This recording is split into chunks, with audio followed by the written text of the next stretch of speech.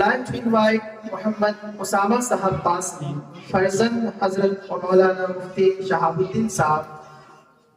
General Secretary, Jagat Ulama Jharkhand. Please come on the stage.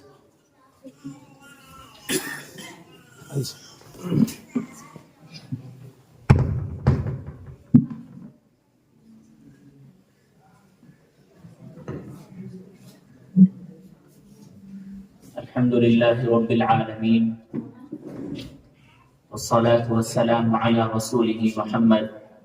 وعلی آلہ واصحابہ اجمعین. محترم و معزز مہمانان کرام، اکابرین عظام و علماء کرام، آج یہ میری خوش قسمتی ہے کہ میں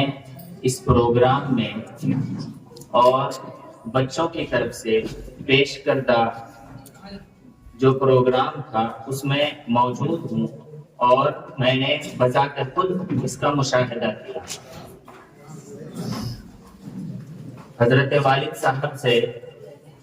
مستقل میں جناب حافظ مقصود صاحب کی کارکردگی اور اس اسکول کا نظام جو منفرد نظام ہے اس کے سلسلے میں مستقل میں والد صاحب سے معلومات لیتا رہتا تھا اور مجھے والد صاحب بتلاتے تھے.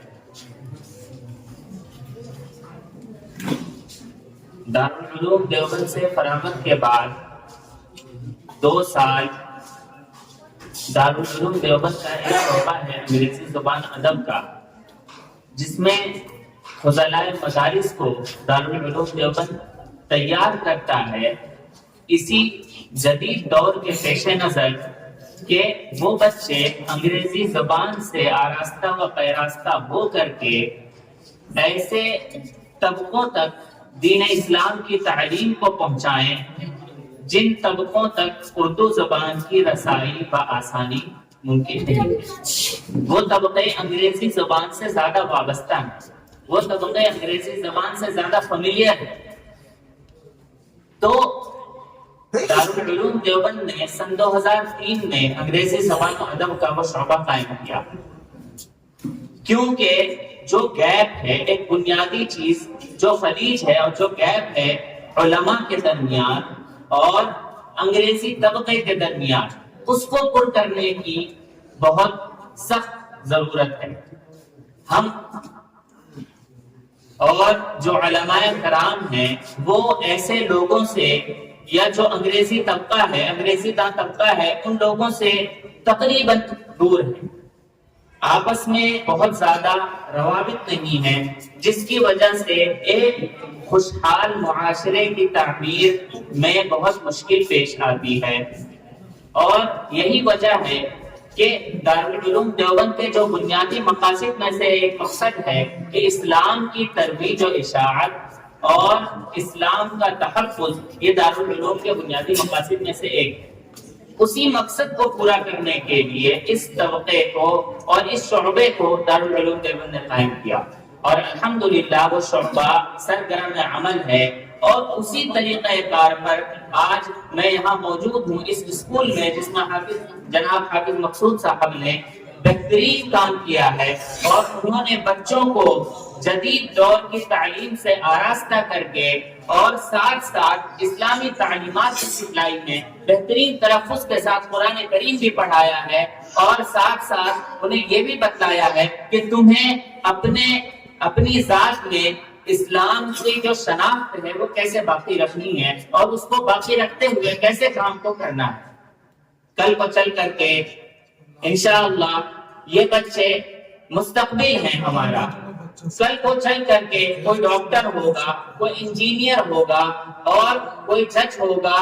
ہر شخص اپنے اپنے فیلڈ میں ایک بہترین کارکردگی کرے گا. جب یہ وہ کارکردگی کر رہے ہوں گے، جب یہ اس جگہ موجود ہوں گے اس وقت ان کے ساتھ یہ تعلیم جو آج بچپن میں ان کو دی گئی ہے، جو اسلامی تعلیمات انہیں دی گئی ہیں، جو اسلامی ماحول میں انہیں پڑھایا گیا ہے، وہ ساری چیزیں انہیں ازبر ہوں گی، اور ان تمام چیزوں کے ساتھ ساتھ وہ جدید دور میں اپنا قدم رکھیں گے اور ماحول کو اپنے اعتبار سے ڈھالتے ہوئے چلیں گے، جس سے مسلمانوں کے لیے ایک خوشگوار اور خوشحال مستقبل پیدا ہوگا ہندوستان میں انشاءاللہ۔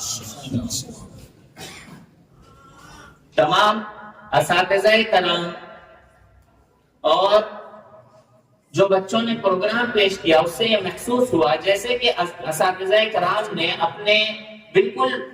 اپنے بچوں کی طرح ان بچوں کی پرورش کی ہے، and